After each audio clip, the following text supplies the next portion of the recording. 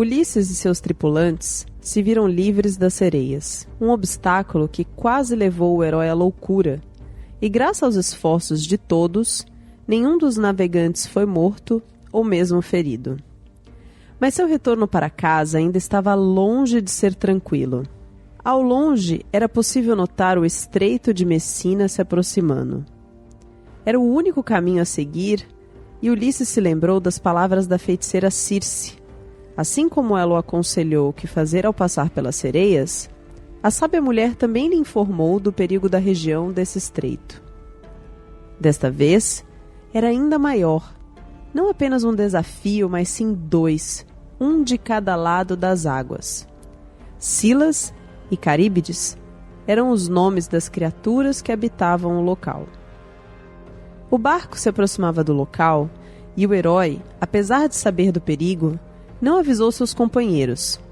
Tinha que tomar uma decisão e não poderia deixá-los alarmados.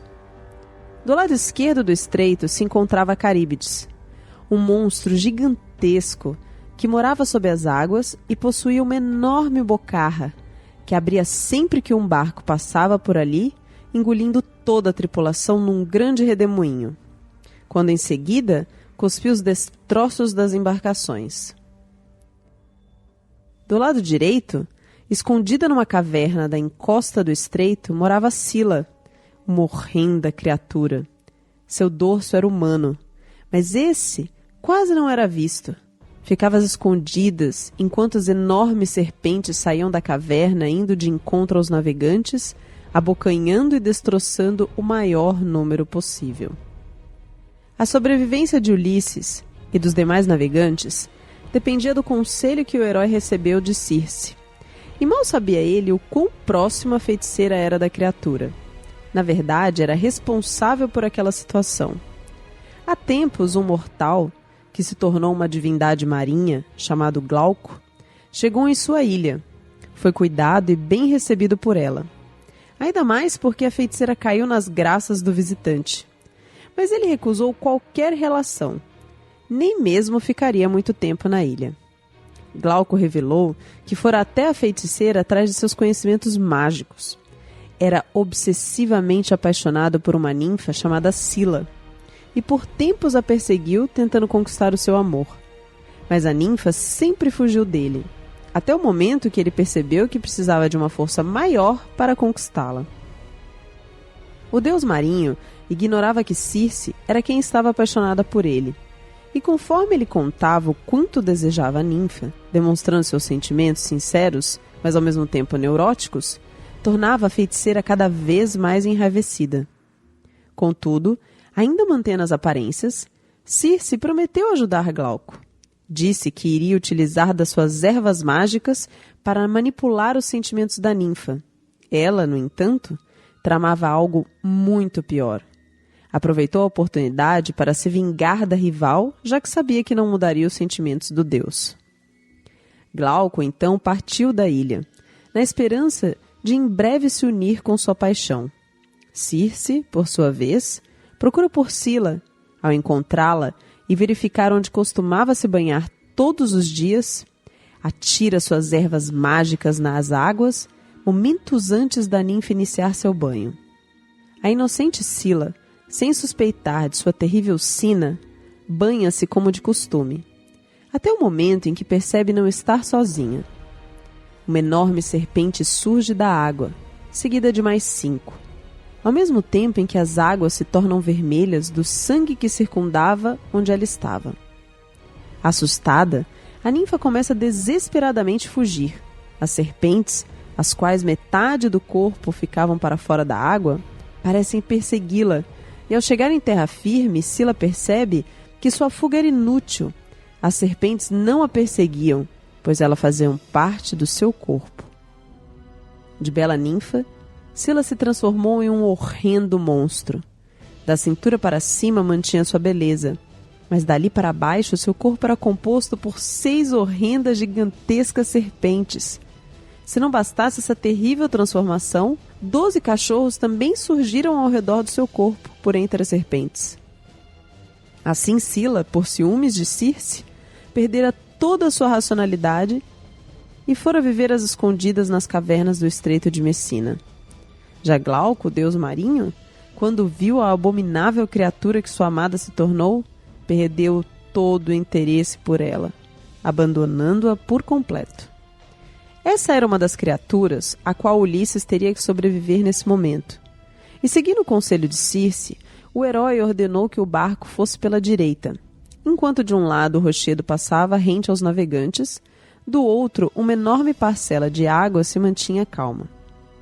De súbito, latidos, rosnados e uivos começaram, vindo de algum ponto oculto no rochedo. À espera de qualquer desafio, os marinheiros ficaram de prontidão, mas conforme o barco avançava, tais sons pareciam não passar de inofensivos barulhos, que foram diminuindo aos poucos, ao mesmo tempo que do outro lado, a água começou a se agitar. Um redemoinho se criou, ficando cada vez mais violento, e por pouco que não engoliu o barco de Ulisses, onde estava a alguns pés dessa agitação, que na verdade era Caríbides, despertando e tentando tragar tudo o que estivesse sobre aquelas águas. Os mais atenciosos viam ao redor do redemoinho 3 fileiras de enormes e pontiagudos dentes.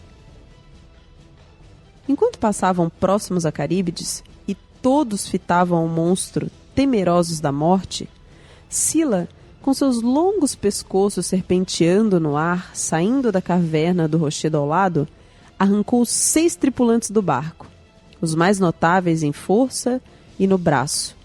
Quando Ulisses voltou a cabeça para Célere e Nau e para os companheiros, percebeu então os pés e braços dos que tinham sido levantados no ar, os quais, na angústia de seu coração, gritaram pela última vez o nome do herói.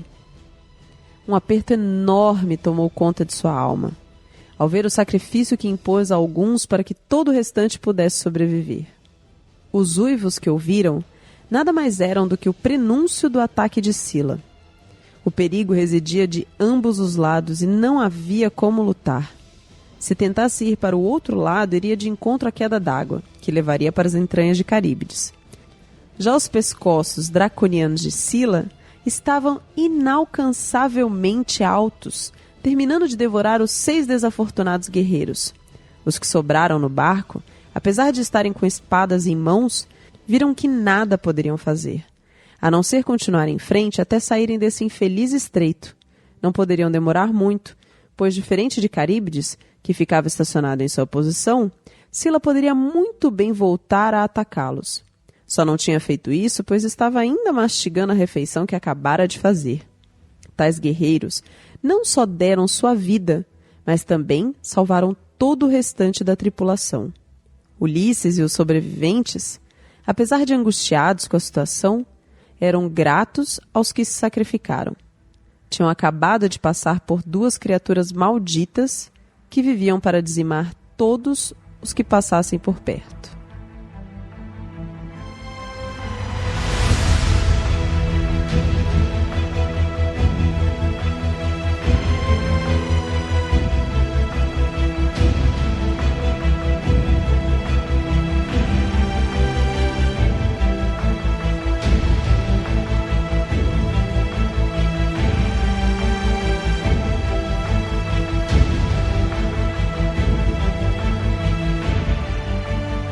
Muito bem, ouvintes, bem-vindos ao capítulo 6 do Manual dos Monstros. Nesse episódio eu falarei de Silas e Caríbides, 2 dos mais mortais monstros da mitologia grega.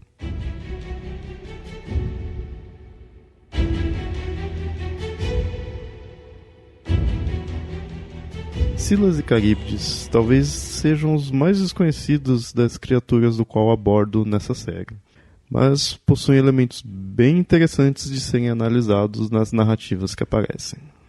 Digo os mais desconhecidos num sentido além da mitologia grega, porque eles aparecem no mito de Ulisses. Então, é um mito bem famoso, né, na Odisseia, então muita gente já leu, então muita gente já viu esses monstros, mas eles ficam presos ali. Nesse caso, são 2 monstros, são monstros distintos, e cada um com sua origem, mas eu fiz questão de tratá-las em um mesmo episódio, pois acaba sendo um obstáculo único devido à localização que eles se encontram. são representadas em algumas mídias atuais, mas ambas as criaturas não vão além desse aspecto helênico, como falei, né? Em grande parte por seu mito, ou melhor, os mitos onde aparecem deixarem claro onde se encontram. Escilas e Caríbides moravam em lados opostos do Estreito de Messina. Para quem não conhece, é o estreito entre a Sicília e o restante da Itália. Algumas vezes encontra dizendo que na verdade é o Estreito de Gibraltar, aquele que liga a Europa com a África. Mas na sua maioria é o de Messina mesmo. Dessa forma, por não terem muitas representações além dos mitos, suas formas não diferenciam tanto. Mesmo assim, não vou definir suas aparências diretamente com suas essências. O interessante a se ver é a ideia, a mensagem, a função que ambos os monstros passam em conjunto nas narrativas em que aparecem. Tanto Scylla quanto Caríbides representam os perigos do mar, ainda mais por estarem próximos um do outro, um de cada lado, em uma região onde o viajante é obrigado a passar por ali.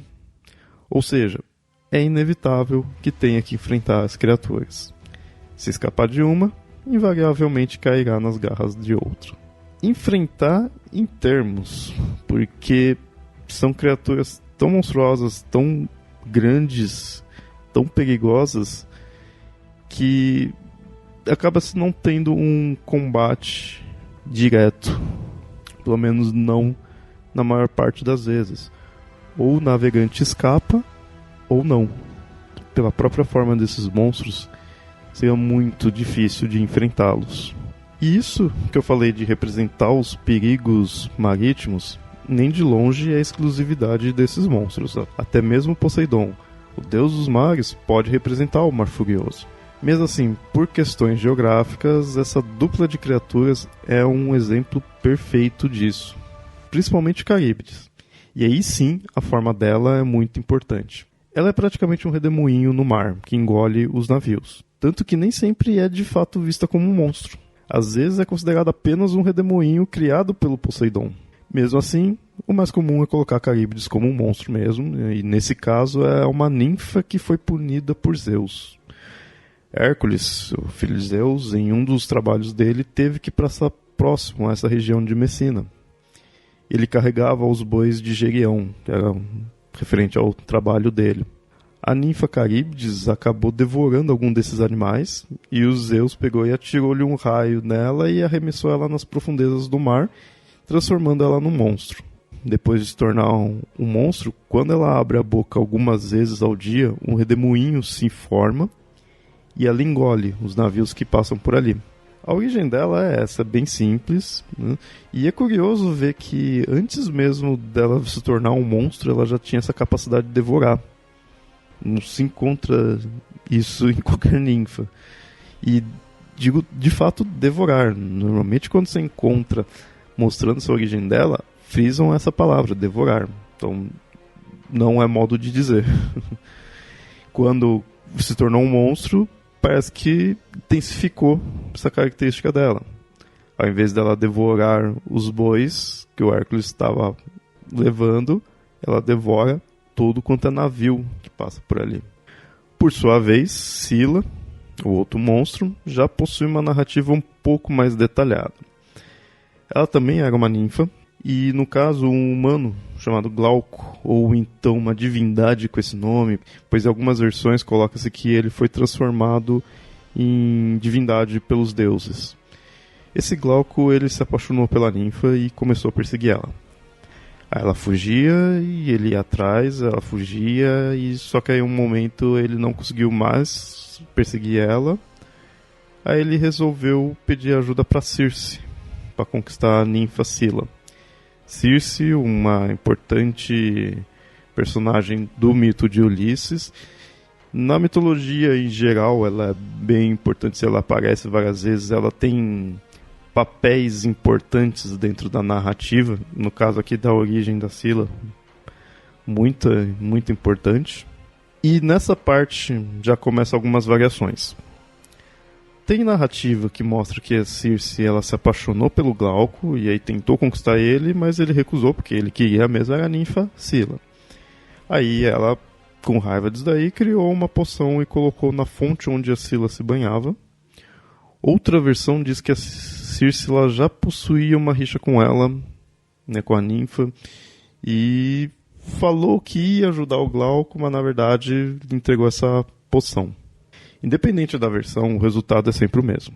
É a poção que é colocada na fonte onde a ninfa se banha. Com isso, quando ela estava na fonte, começou a se transformar no monstro como ficou conhecida. É uma criatura bem bizarra. Da cintura para cima, isso é muito comum em muitas criaturas, da cintura para cima ela tem uma aparência feminina, mas dali para baixo 6 serpentes saíam de sua cintura. Esse número também sempre varia. E tem também vários cães. E aí, isso está muito ligado à forma como é o ataque dela. Porque os cães alertavam quando algum navio passava ali perto e ela atacava com as cabeças de serpente. Ela acaba tendo, assim, um quê meio quimérico, pela junção de animais. E um quê de hidra, porque essas cabeças de serpente elas são bem representadas dessa forma. Bem no estilo do pescoço da hidra. Outra variação que temos é quanto à ascendência da Scylla, colocando ela como filha de Forces e Hecate, ou de Tifão e Equidna. Nesse sentido, a gente vê que o foco mesmo dela é a de ser um monstro. É comum os seres citados terem filhos monstros. Ou seja, aqui a narrativa de ter sido uma ninfa perde sua relevância, apesar de ter detalhes dessa narrativa.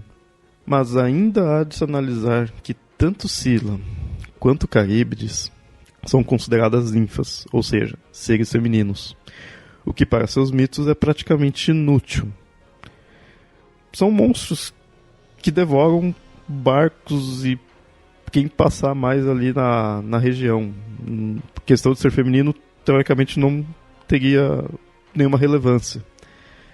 Mas algo que já mostrei em episódios anteriores, é muito comum na mitologia grega colocar o feminino como um obstáculo a ser enfrentado, ou pelo menos como um perigo.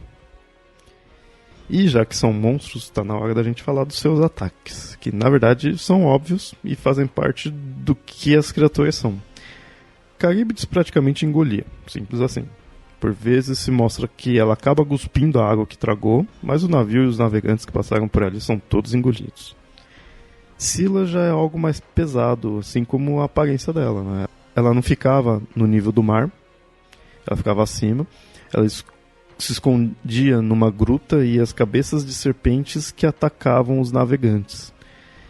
Talvez por isso Ulisses tenha preferido passar próximo a Scylas, a conselho da Circe, como tinha citado anteriormente.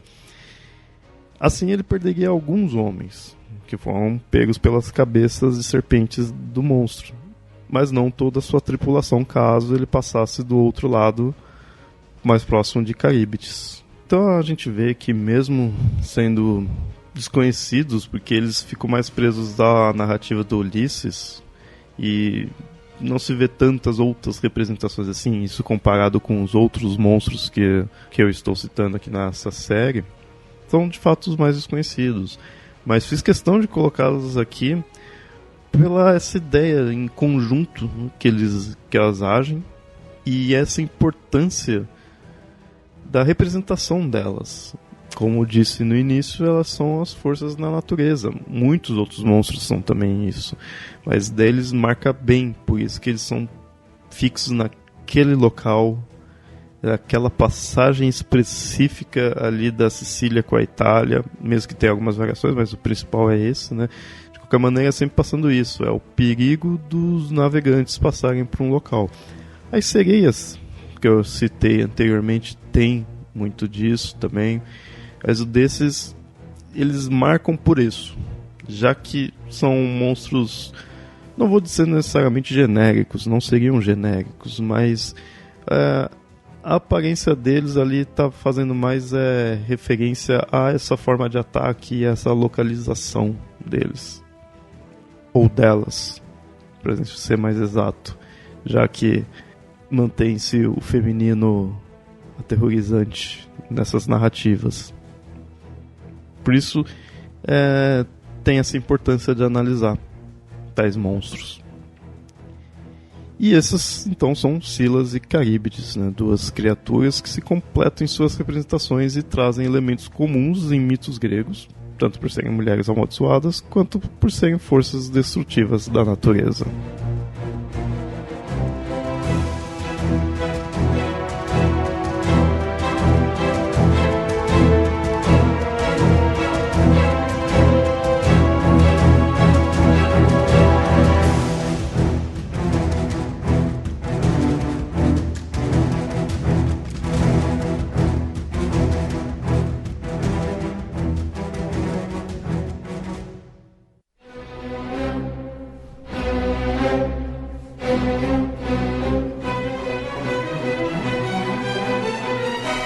Criação, roteiro e edição desse episódio, Leonardo. Revisão, Nilda. Locução narrativa, Marcela Ponce de Leon. Esse é o Manual dos Monstros, um podcast do Projeto Mitografias. Para conhecer outros podcasts, textos, artigos e trabalhos acadêmicos, acessem mitografias.com.br. E não se esqueça de nos seguir nas redes sociais, facebook.com/papolendário e @mitografias, no Twitter e no Instagram. Para comentar, você pode ir no próprio site ou enviar e-mail para contato@mitografias.com.br. Tal podcast só existe graças ao apoio dos padrinhos e madrinhas do Mitografias, que colaboram com um valor mensal.